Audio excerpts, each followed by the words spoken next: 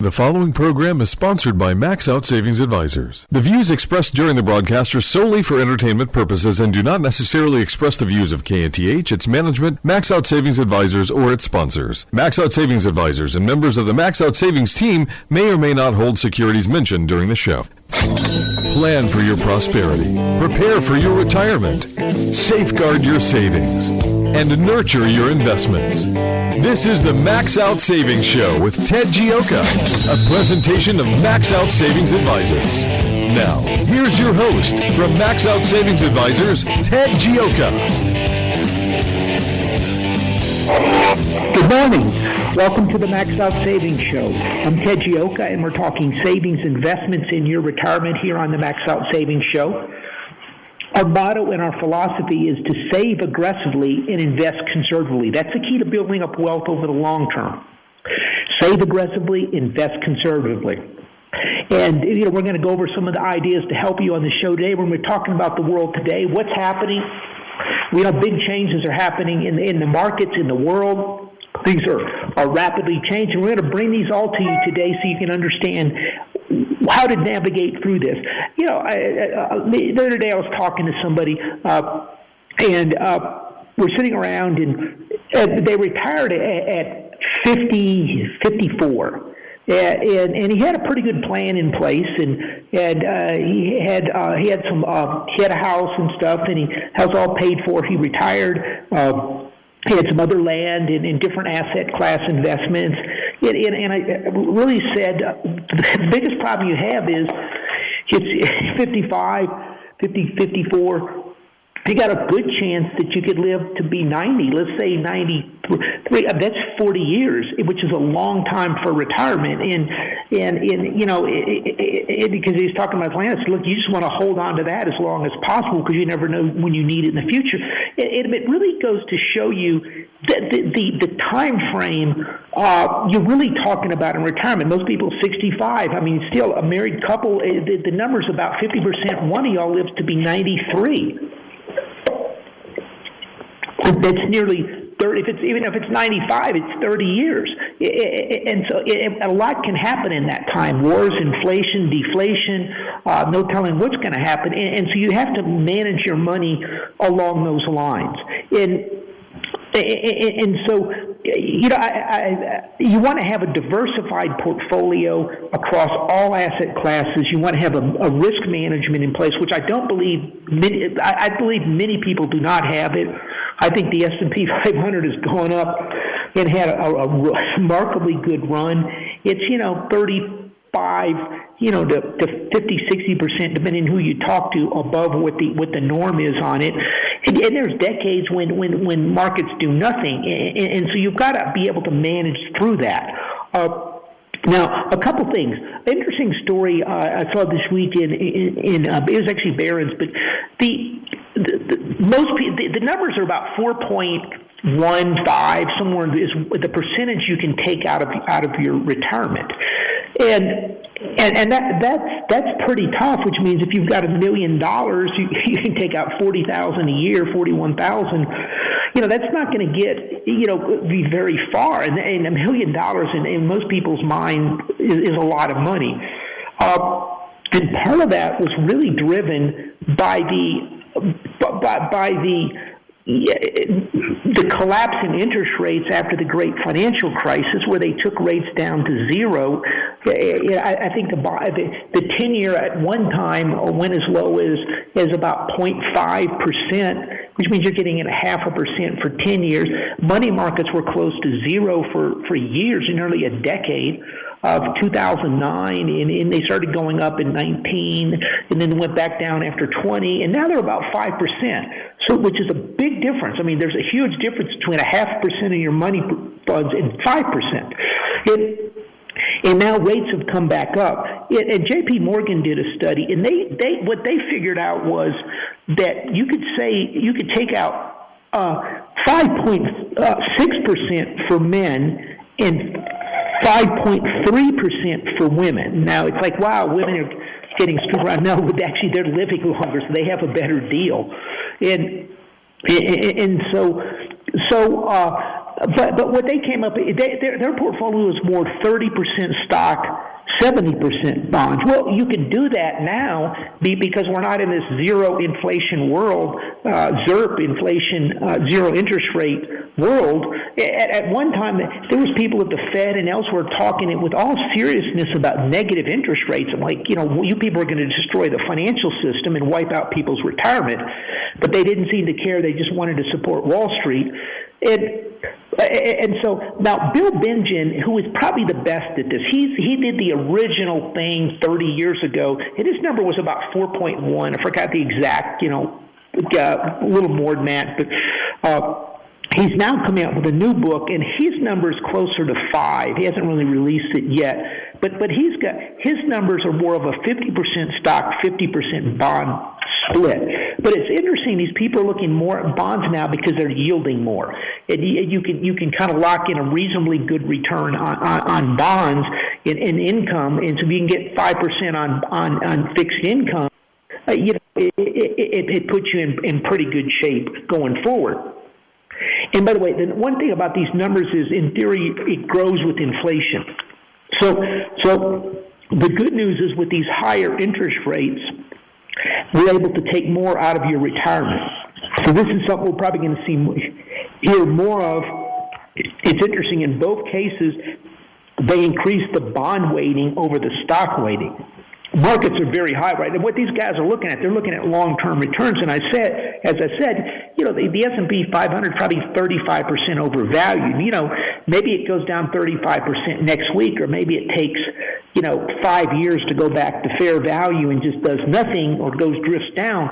And so in that world, it's something to think about. But these are big changes, as we talked about, before, by being cautious in the markets and maintaining higher levels of cash and risk management. You were penalized by the Federal Reserve because you were getting zero on it. That's changed now. We have a very expensive market, and you're getting paid on risk assets. So this is something I think is going to continue to be very interesting out there. And I just wanted to bring these up to you today because these are big changes happening. The interest rates we feel like are going to come down some. This is the world we live in. We're in this kind of this tidal change area where things are changing very rapidly. And as we said, you get 5% on money funds, and it drops down. We have a negative yield curve, but it's starting to drop. The expectations in September is the Federal Reserve is going to come in, and what they're going to do is they're going to sit there and start cutting rates as the economy is weaker.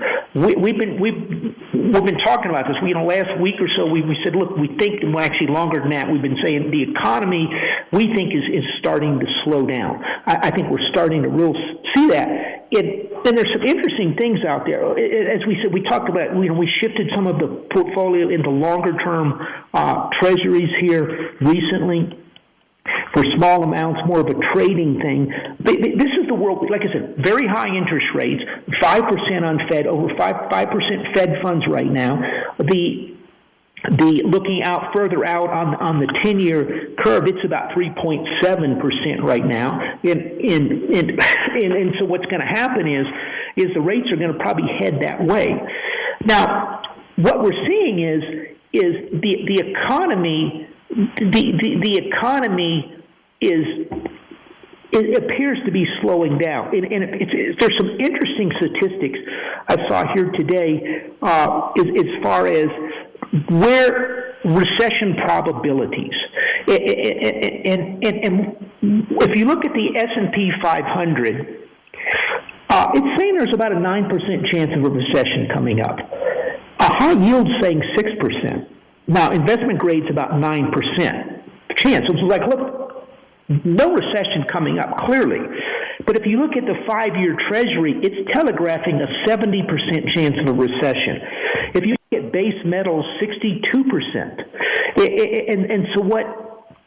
So there's this real dichotomy. Bonds are saying, particularly investment grade bonds, high quality bonds, saying, look, there's a recession coming. This market's like nothing to see here. Why is that?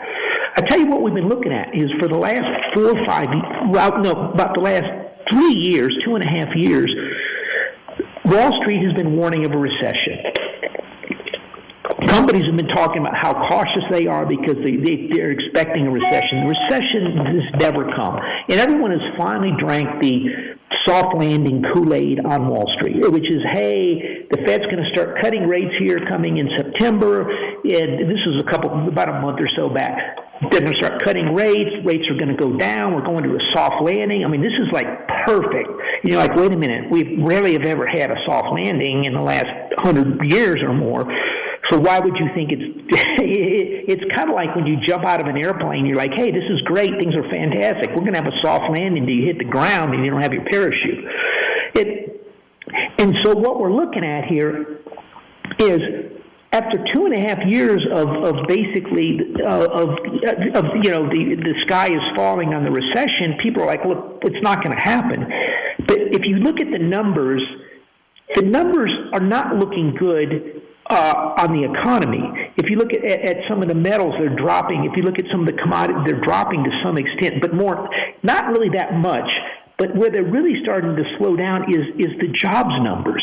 And so what this is telling us is hey, maybe this thing is getting worse. This is why we made this shift to long-term bonds. By the way, and I'm going to expand upon it. I don't think rates are going back down to 1.5%. We'll talk about that after the break, but the jobs number came in, if they're expecting 165,000 jobs. It came in at 140,000 jobs. The market promptly plunged it fell almost 100 S&P points, down 1.73%. People are like, whoa, what's going on here? I thought we were in a good economy. So they were expecting 165,000. It came in 142. And then they revised July down. And what we've been talking about this for months now is what's happening is when these numbers come out, they're always not that bad. This is not good. This was not a good number. But then the next month, they're worse. And so what we're seeing is the Biden administration it's an election year. I mean, as we've talked about on this show, the defining factor in the world today, not just the United States, is the world today is the presidential election. We got two paths diametrically opposed in front of us. And so the Democrats, and quite frankly, the Republicans, I won't say they'll be doing the same thing. I'd like to think they'd be a little more fair, but you want to put on the best face possible for the election. And so what they've been doing is they've been fudging the numbers and making them look better. Well, let's just take this and let's assume that, and they come out with a good number. People go, wow, it wasn't that bad. But then they come back and they've got to have a hard number that can stand up to scrutiny. They go, oh, well, we made a few mistakes here. We in our analysis of this of our expectations, they weren't quite what we thought they were. And so I think the number is somewhere. It's been over 80% of the months have been revised downward. And so July's number came in at 89,000. That's horrible. And so this economy really appears to be slowing down. And if you're listening to conference calls from companies that are all like the lower end consumers, budget constrained, they're struggling, inflation's getting to them. They don't use the word inflation, but they're struggling making ends meet. Dollar General came out last week and said that they tend to go the middle lower income. The stock plunged 20-30%. Since then, and they said the consumer is challenged; they're really struggling, and we're hearing other companies are saying now it's starting to spread to the upper middle class. People are getting more cautious, and so what we clearly appear to be coming into is definite economic slowdown, and that is changing the game going forward. And we're going to talk about that after this quick break right here on the Max Out Savings Show. If you've got savings and investment questions, Ted Gioka has answers. Call the Max Out Savings Show now at 713-339-1070. We'll be right back. I'm Sam Malone, president of 512 New Media. We're Houston's leading marketing and content creation firm for many reasons. Our assets are exceptional, from video production to web design, strategy, and the ability to say no. Saying no is integral in launching a successful, profitable campaign. For example, take a look at Memorial Day. It's a federal holiday set aside to honor and mourn those in our U.S. military who died while serving our country. I'll say it again, for those who died while serving our country. So how does having a sale work in unison with the reason for the day off? Look, we know people will be at the beach and barbecuing and having parties. We would probably say no to launching a Memorial Day sale. So is there another way to commemorate the day while marketing your brand? Absolutely. And from our experience, the same holds true with Easter Day sales and MLK Day sales and Christmas Day sales. That's why we're different. No cookie cutter, follow the crowd, template marketing. Let's talk. We're 512 New Media. 512 New Media. With better marketing comes better value, creating better results. This is Ted Gioka, host of the Max Out Savings Show, one of Houston's most popular financial radio shows, celebrating over a decade on the air in Houston, Texas. With stocks at record high valuations and interest rates near record lows, you need to have your guard up. You need to have a plan to manage risk to your retirement. Do you? At Max Out Savings Advisors, we have a risk-based value investing approach to your retirement. If you would like some help managing your retirement, go to maxoutsavings.com to set up an appointment. That's maxoutsavings.com. Once again, here's your host for the Max Out Savings Show, Ted Gioka. Welcome back to the Max Out Savings Show. We're talking savings investments in your retirement. And we were talking about this economic slowdown. And this week, Dollar Tree came out, which is with their earnings, and they were horrible. The stock plunged from 95. It ended up at 66. Again, this is the lower end. And this is people, I mean, they're struggling with these higher prices. Every time they go to the store, it's something more. And the important thing to remember about inflation, you know, we're hearing, well, the inflation's going back down to 2%. The Fed basically did a victory lap that they've defeated inflation. But the problem is, when it's 2% inflation, that doesn't mean the prices went back to where they were before 2020. It means they're just staying in the same spot, which is still hurting people. And now the economy is slowing. If you look at the numbers, there's some numbers coming out that the U.S. workers have lost since October of 19, 1.4 million jobs. You're like, well, I thought we created millions, and we did. But foreign workers got 3 million of those jobs. Now, that's two things. But I really think what people are missing in that number is foreign workers are getting our jobs. They're not really. I think maybe they're taking some jobs, but I think the foreign workers are.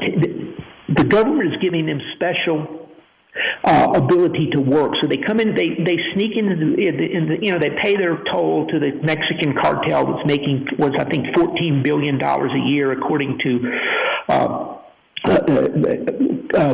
some reports I saw out of Congress. So they pay their toll to the Mexican cartels. They come in the U.S. The United States gives them a worker ability to work document so they can work. So they're getting jobs, and these tend to be lower end jobs that a lot of jobs people didn't want to take. They couldn't fill them, so they're filling the low end jobs. But what's really not being caught is I think the higher end jobs are more than 1.4 million that they're losing those jobs. So we're losing high end jobs, creating low end jobs, and then we're flooding the country with immigrants just as the job market starts to crumble. And so, but it does appear to be, this economy appears to be slowing down. And so you have to have a risk management program in place. You have to, I think, diversify your assets into different asset classes. And I think that's more important than ever. And if you look at the S&P 500, it's really... It's a couple things jumped. We talked about this. The market hit a new high at the beginning of July, and then right in there, it started going down, and it went back up at the end of August, and it just collapsed August 1st. Boom, same thing. Straight down. It plunged, and then almost to 5,100 from over 10%. And then it came zooming back up within about 3 weeks up to the top, double top. And then September 1st hits, and bam, the same thing happens. The market goes down. And a couple things I noticed is if you look at a long-term trend line from back October of 2023, in there, the market S&P 500 went right back up to that trend line and then fell apart again. And so that's not a good sign, and it appears to have fallen down. So I think this is something we've got to watch carefully. Like I said, I think the market was down 4.25% this week. I mean, it just fell apart. That's on the S&P 500. The NASDAQ was down 5.7%. I mean, pretty much losses across the board. The only thing that didn't go down was gold, which is, by the way, outpaced the technology sector this year. So when you've been hearing about all this, the precious metals, so that's not a good sign. So a couple things, I think we're in a correction now. I think you're going to have to be more cautious going forward, and I think. Look, why did the market fall apart again in September? They brought it back to where it was. The Fed is going to cut rates, but these job numbers are a problem. It's reading that. This election is coming up, and again, this is very volatile. It's September, October. So we got 2 months right now, 60 days, and there's no telling what's going to happen. I cannot. I'm hearing everything from civil war to shutting down the economy to martial law. I mean,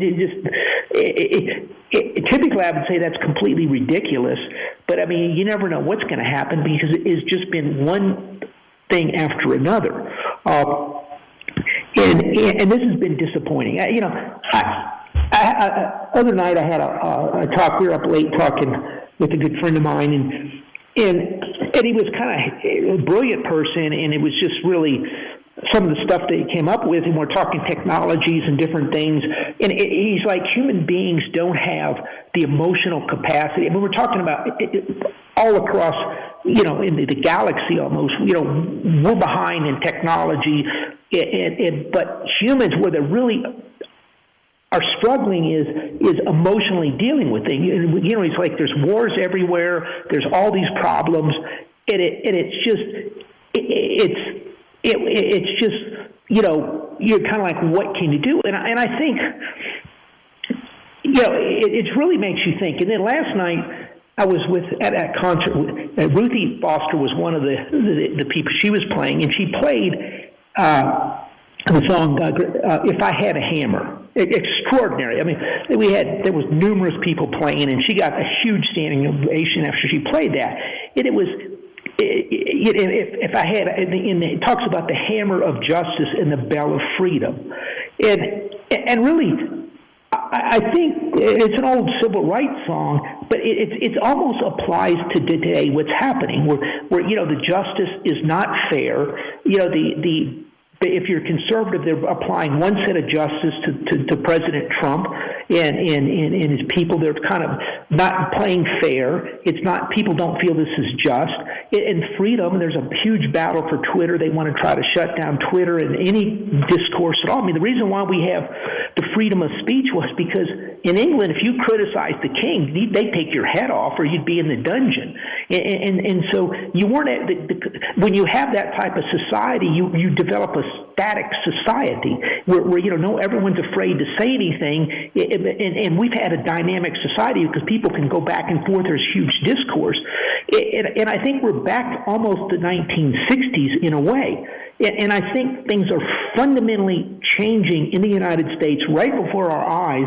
I think with President Trump, I think the attempted assassination and the shooting of President Trump fundamentally changed the election in many areas, but I think it fundamentally changed President Trump. He's building a coalition now. It's not, over the last 20 or 30, 40 years, maybe longer, it's been, the Democrats want to give out more money to the welfare and more regulation. The Republicans come in, they want to cut taxes and cut regulation. This is not what President Trump and the Republicans are today.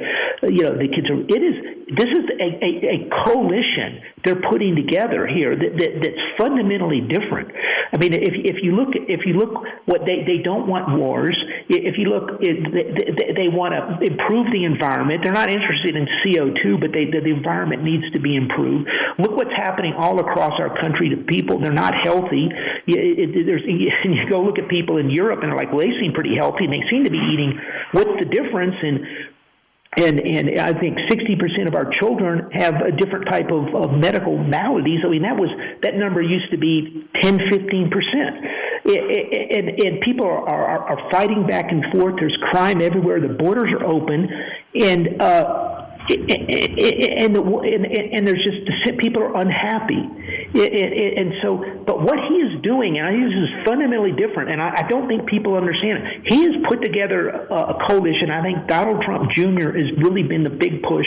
They brought in J.D. Vance, who again came from nothing to where he is, and remembers where he came from, and remembers how tough it was for people. They brought in Laura Trump in the RNC. I don't know if you remember, the last elections. You're like, wait, it was like we were like Charlie Brown with the football. You're like, why are they doing that? That's kind of stupid. I mean, these people are not making mistakes. They are coming across every single thing. They had the Democratic convention. The next day, RFK joins the Republican Party, supports Donald Trump. He's a huge independent, really a Democrat, coming in with big changes. Tulsi Gabbard, same thing. A Democrat comes on board. These people aren't just, hey, I'm endorsing Donald Trump. It's Robert RFK Jr. He's going to be on the co-chair of the transition team. They're going to bring in people. They're going to fundamentally reorder the United States of America. Elon Musk. I mean, one thing the guy doesn't want to do is get involved in politics, but it reaches a point. For the first time, I actually heard he wasn't sure if they were actually going to get to Mars, and the reason why is because there's no way they can if the Democrats. There's just going to be so much dissension, and you have to have a group of people that look to the future and pull the world together in order to do this. And you have to bring everybody together. He's jumped in.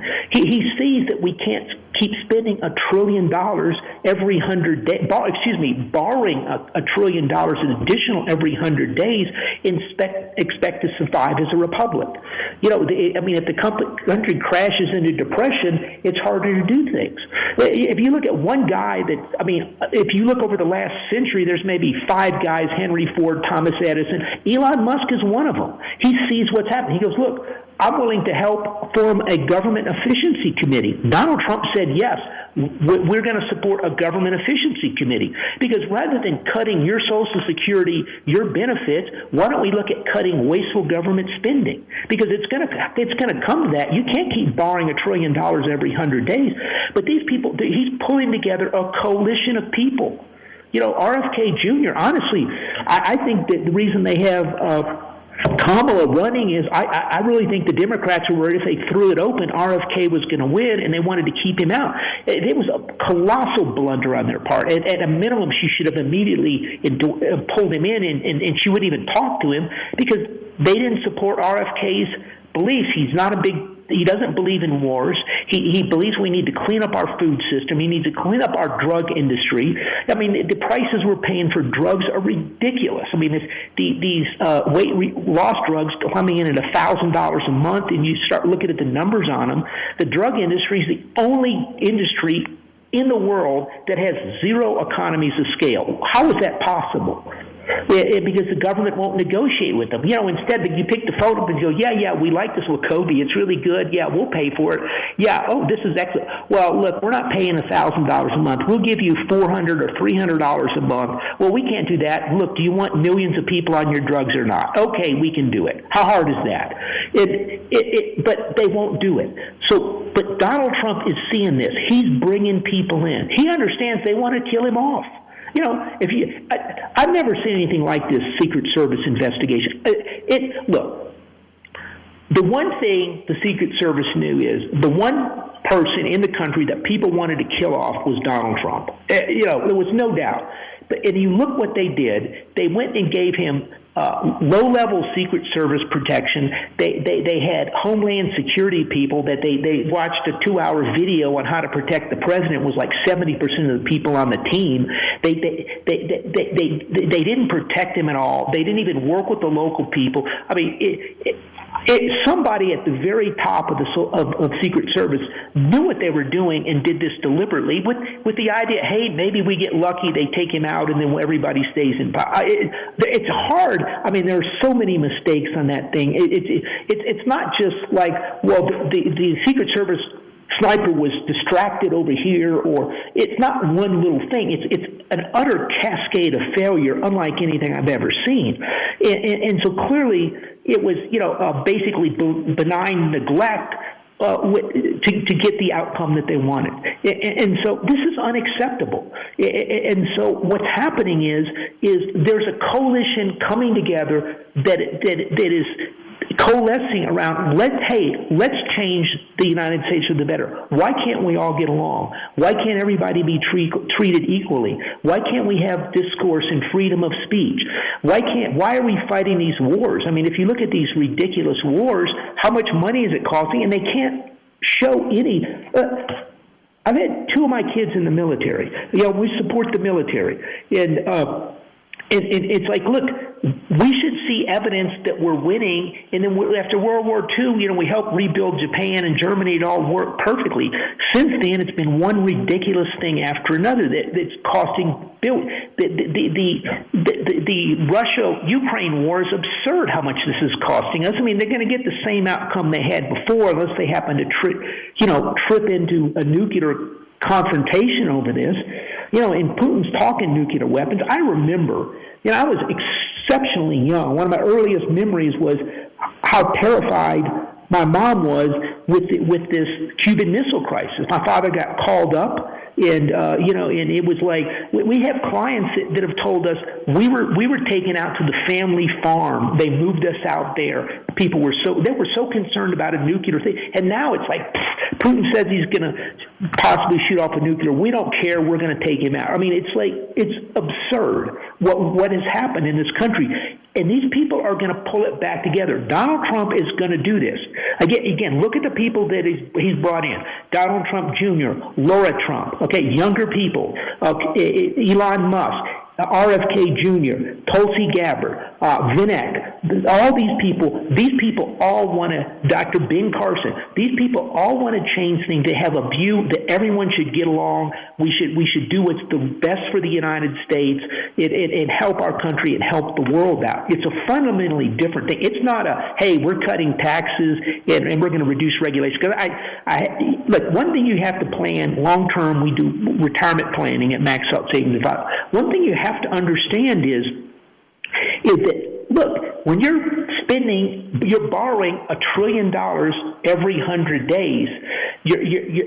Our tax rate, we're about 6.5% deficit to spending of GDP right now in a good economy.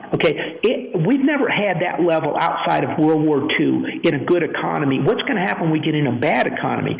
So the odds that we're going to be cutting everybody's tax rates all over the place is going to be difficult. We might see some, but there's just not. Somehow we have to, we've got to pay for the government. And so it's a fundamentally different. We have to reshape the United States of America. This is the greatest country in the world. It's always been the greatest country in the world. Everyone tried to emulate us, and now people around the rest of the world are looking around. Sorry about that. It's my dog in the background. Are looking around and wondering what has happened to the United States. They don't believe in borders. They're recklessly spending money. They're engaged in wars. They're not paying attention to anything. And so anyway, but those things are going to change.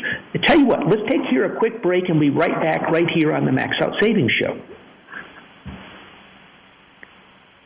The Max Out Savings Show with Ted Gioka will return shortly. To speak with Ted Gioka now, call 713-339-1070. Back in a moment with the Max Out Savings Show.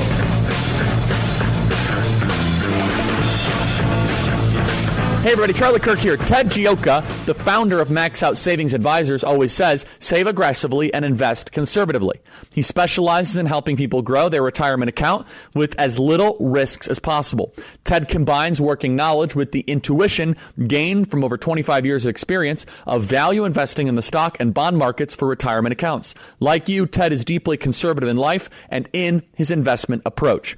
His risk strategy allows him to anticipate market downswings to protect your money.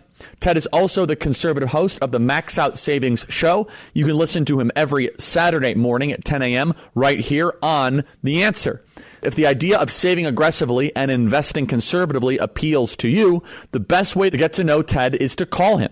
The number is 713-627-0400 or visit maxoutsavings.com. That is maxoutsavings.com. Call Ted right now, 713-627-0400 or visit maxoutsavings.com.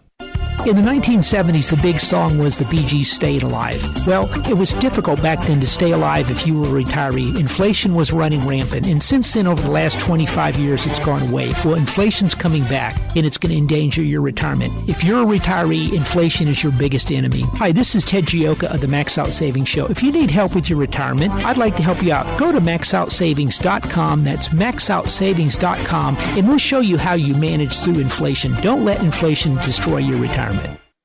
This is Ted Gioka, host of the Max Out Savings Show, one of Houston's most popular financial radio shows, celebrating over a decade on the air in Houston, Texas. With stocks at record high valuations and interest rates near record lows, you need to have your guard up. You need to have a plan to manage risk to your retirement.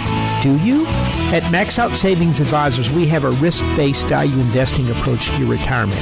If you would like some help managing your retirement, go to maxoutsavings.com to set up an appointment. That's maxoutsavings.com. We return now to the Max Out Savings Show. Here's Ted Gioka.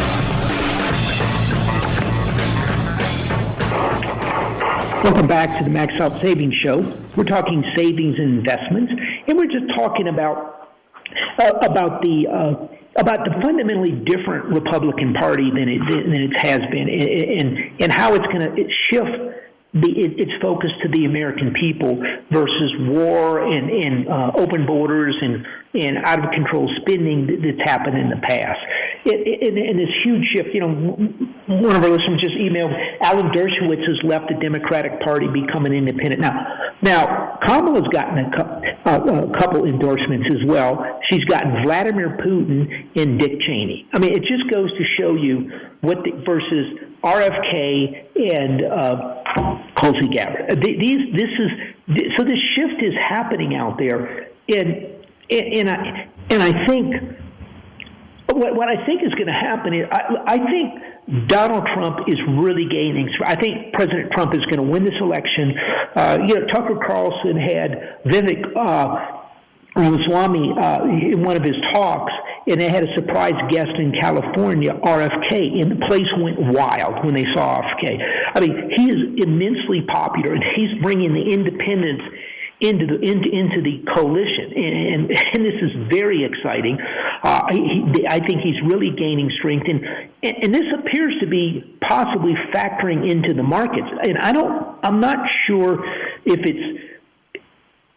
Look, to me, this has been obvious for a while, but I think it's been real obvious in the last 4 or 5 days, and since then, the market's selling off. I don't know if it's like, hey, if a lot of people, of Democrats on Wall Street in corporate America with their big stock buyback programs have been trying to kind of keep the market up going into the election and kind of said, look, this isn't going to work. Obviously, this isn't going well, and kind of are backing off. I really think this drop this week really has more to do with, whoa, I didn't realize this economy was slowing down as much as it is. And so this is something we want to watch.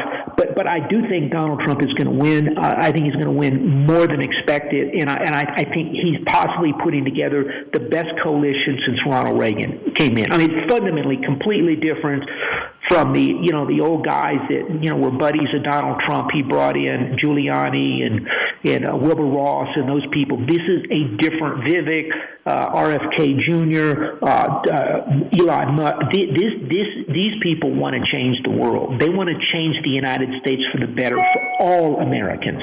and so this is exciting and something we want to see. And so now it doesn't mean it's going to be all happy days are here again, because we're still dealing with these big deficits, and they're going to have to come up with a deficit, a budget next year. And people are going to go, whoa, you can't spend all that money in interest rates, and it's going to push up interest rates more. They're still going to probably have to deal with inflation, because it's like, wait a minute, if the economy slows down, they want to spend more money, and we're already borrowing $1 trillion every 100 days. Well, people are going to go, you guys, we're just not going to give you infinite amounts of money. The economy is slowing. We just talked about the S&P 500 is down 4.25% this week. The Nasdaq down 5.7. The Russell 2000 I think was down. What was it? I got it here somewhere. Down 5.8%. Gold was even. That's telling you something right there. And so we're getting in there, but this is this big shift we're seeing happen there. I still think the commodities, because I don't think this inflation. I think we're in a window right now of slowing economy. Oh my gosh, rates are going lower. Those type of things, rates are going to go down, but this thing has to stabilize, and they have to somehow get spending under control. But if you can come and present, hey, this government efficiency program, we're cutting X number of dollars of federal spending, those type of things, we're going to get rid of all this stuff, that could help out. Because also remember, the last big bills, the Stop Inflation Now, the Infrastructure Act they did, these are trillions of dollars. A lot of that was really designed to spend in 2024 to make the economy look good for the election.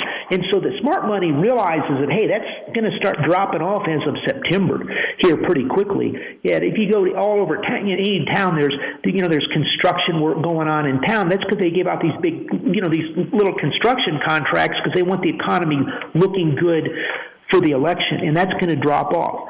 So I think this recession concern is real, and I think we're going to have to watch this, and the market is sensing it out. Keep in mind, I want to repeat, at the beginning of the week, what is that? Yeah, at the beginning of the week, the market was near an all-time high. If you look at it, if you look at the Dow, the Dow was at an all-time high.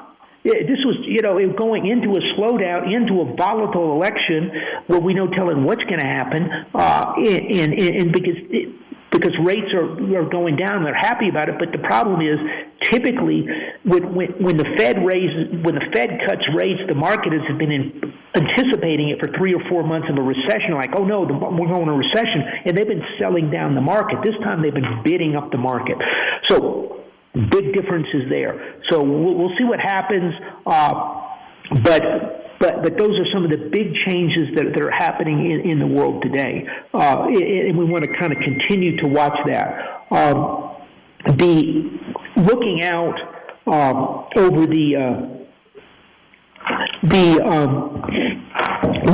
over the different asset classes, oil has sold off as well. And again, it's hard to tell what's going on here with oil. We're going into a slowdown. I think I think if I was running for president of the United States and I was the president, one thing I'd be looking at real hard at is how can I get oil prices down in the August, September, October timeframe? Because if oil prices are down, particularly people are worried about inflation, they have their money goes further, they're more likely to vote for me. So I'm not completely convinced about this move in oil. I think the economy is slowing to some extent, but oil hasn't exactly run up. I think you're going to see the Arabs probably cut production after the election or sometime closer to the election. I think nobody wants to alienate the U.S. president around the world right now, and one way to curry favor to them is just produce a little more oil in this time frame. And so this is something I think we're going to want to watch and see going forward. So those are some of the things that we're really seeing. As we said, with this recession, I think you have to start preparing for an economic slowdown of some type. And I think and I just want to emphasize what I just said. At the beginning of the week, the S&P 500, the Dow was at record highs, and the S&P 500 was very close to it. So it's not like Wall Street has been in the bunker protecting, and this is what we're seeing. These people are shifting very quickly going forward, and so I think as we talked about. We talked about this on the show last week. The U.S. has never entered an economic slowdown with the deficits of federal, state, and locals near 8%. Under Reagan, it was 2%. And so, because why that is important is when you get an economic slowdown, you've got to start spending more money to help people that have lost their jobs. You have to your tax revenue drops. You lose capital gains. The capital gains go away, so that's money there, and so and people are making less money, so there's less taxes. They're spending less. There's less sales tax. So again, that's going to cause more borrowing. Well, how do you borrow more when you're borrowing $1 trillion every 100 days? And so that is going to be the key. So initially, rates are going to go down. But if people think there's too big of a problem, they're going to start going up because they're going to become frightened of inflation and out of control government spending and the Federal Reserve flooding the system with money. I don't think they have the ability to flood this. They have the ability to flood the system with money, but it's going to come at the expense of a much lower dollar. And so this is what should help out commodity prices and other things. And I think this is what you have to kind of prepare for going forward. It's a much different world than we've seen in the past, and it's going to take a different type of investing. So, by the way, if you have any questions or comments, you can give us a call at 713-339-1070. That's 713-339-1070 here on the Max Out Savings Show. We get you in. This is the last segment. We talked earlier about the ability, because interest rates have gone up, that J.P. Morgan and Bill Bengen, who's the pioneer of how much you can take out of your IRA, roll over your savings for retirement, it went from about 4.1. Bengen's saying 4.9. He said close to 5%. He's got a new book coming out, so he hasn't released it just yet, I believe. J.P. Morgan came in at 5.3%. And it's interesting, both of these people, I was surprised they're using more bonds. And this is, I think, where they're getting the numbers, because I think they're looking and going, well, if they can get 5% in bonds for, we can just lock those in and then get some growth on stocks. And Bengen uses a few smaller cap stocks. I think there's going to be a future in small cap stocks because you can get the big growth. I think we probably have really seen the top in the tech sector for a while. A couple thoughts. The AI is real, but it's very expensive, and it's going to take time to implement, which is going to cost money. If you look at Apple, if you look at Google, if you look at Meta, all those guys, I think, could be in real trouble if Elon Musk, who's lurking out there, if you follow his Twitter, he talks about the X phone, he talks about or the Twitter phone, Twitter phone, or the Tesla phone, or what if I come up with a browser that doesn't spy on you and doesn't track you everywhere. Those type of things. He's working on a payment system. He's followed with some regulatory systems for a payment system. Those all go to the heart of Apple. They go to the heart of Google and Facebook, because Google and Facebook in particular, they're making money off of stealing your data. And what we said on the show is, look, in the world of AI, you have to understand technology. If AI is pulling up all this information of you, they're building dossiers, and they'll be able to manipulate you. I mean, they're using this in the elections now. And in the future, your data is going to be private because you don't want everybody spying on you and following you around and monetizing that data and then determining, hey, this is the perfect time for that person to buy a car. We know they buy a car, every three years. They know that you're more. They'll figure out that you're more likely to purchase something in the morning before 10 o'clock than in the evening. So they're going to know exactly how to manipulate you. And if someone wants to sit there and meet you or something, they're going to pull up the the data up, and they'll figure out the prime time to take advantage of you in the future with this data, because they've put all the world's information out there. And so it's going to be important. Your data is worth a lot of money. And so the guy that comes up with something that keeps it in your private phone so they don't know who you're calling, and I mean, it's just, and the phone is not listening in, which everybody clearly knows it is, because if you're talking about going to the baseball game and all of a sudden, the tickets for the Astros or something pops up on your screen, it's pretty clear what happened. And I'm not saying that actually happened, but we've all seen that. So Elon Musk, you got over $3 trillion market cap on Apple. If he comes up with an Apple phone, I mean, the Apple phone, the new one's not that much better. It's $1,200. Well, Tesla's got some new hot Tesla phone that's a privacy phone. How many people are going to go over there? And if he puts it on Twitter, which has maybe a $35 billion capitalization on it right now, Twitter X, well, it's probably, I heard it's close to 28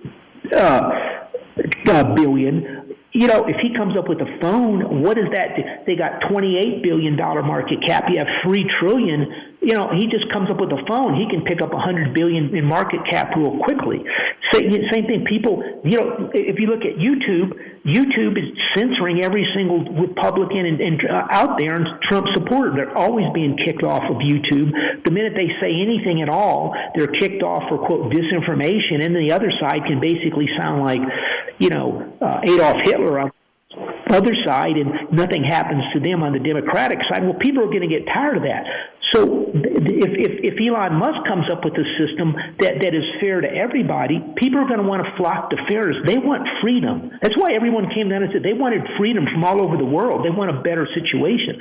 So that could hurt the big tech companies pretty much across the board. And so this is something I think it's going to happen in the next 6 months. I think if you notice, Warren Buffett has sold off half his Apple position. He knows something. He's raised a huge amount of cash.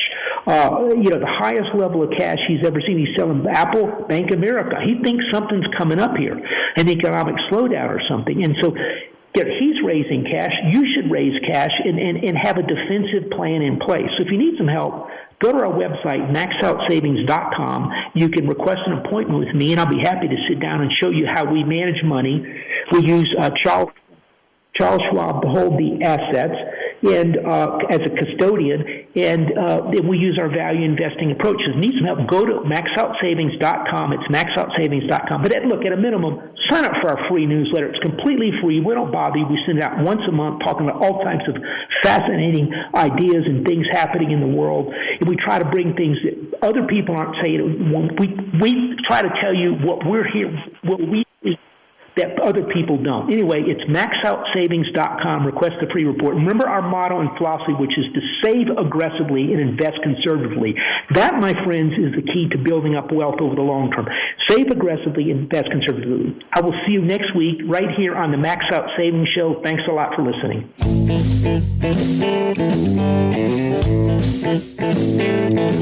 This has been the Max Out Savings Show with Ted Gioka, a presentation of Max Out Savings Advisors. Join us next Saturday at 10 a.m. for the Max Out Savings Show with Ted Gioka on AM 1070. The Answer.